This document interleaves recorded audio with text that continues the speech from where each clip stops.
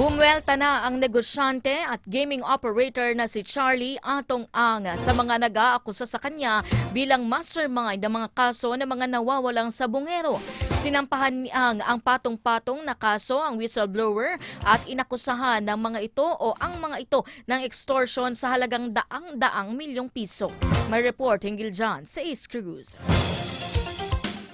Pero walang kriminal sa amin. Walang kriminal. Yan ang sagot ng negosyante at kilalang sabong at gaming operator na si Charlie Atong Ang laban kina Julie Dondon Patidongan o alias Totoy at Alan Batiles o alias Brown na nagturo kay Ang bilang umano'y mastermind sa kaso ng nawawalang mga sabungero. Si alias Totoy ay dating katiwala sa farms at sabungan ni Ang nakalaunay lumantad bilang whistleblower.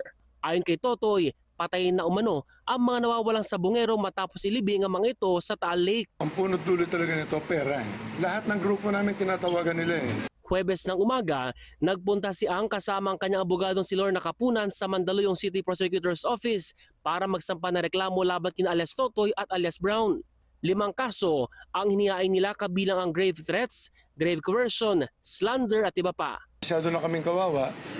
Kaya kailangan na ako lumabas eh. Kasi di ba, kung ano-ano naman sinasabi sa amin. Tingnan nyo lahat ang sinasabi niya. May politiko, may mga artista pa. Ayon sa abogado ni Ang, hindi mapagkakatiwalaan ang testimonya ni alias Totoy na anyay may mga dati ng kaso kabilang ang frustrated murder. Dapat malaman natin sino ang whistleblower na to.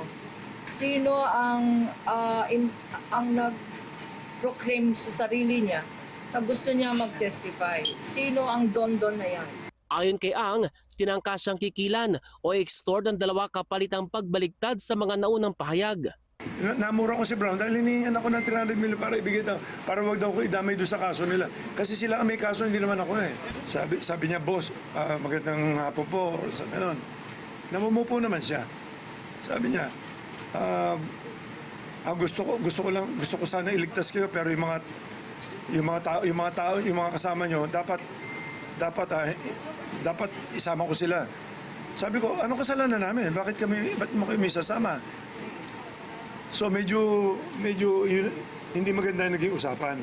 Sa investigasyon ng Department of Justice o DOJ mula December 2022, 34 na ang bilang ng mga nawawalang mga sabungero pero ilang kaso pa lang ang nahihain ng kanilang mga kaanak. Noon na nang sinabi ni Justice Secretary Boying Remulla na may impluwensyang tao ang mastermind ng kaso. Tiniyak naman ng kampo ni Ang na handa sila makipagtulungan sa iba't ibang law enforcement agency para lumabas nila ang katotohanan. Ace Cruz, Newslight.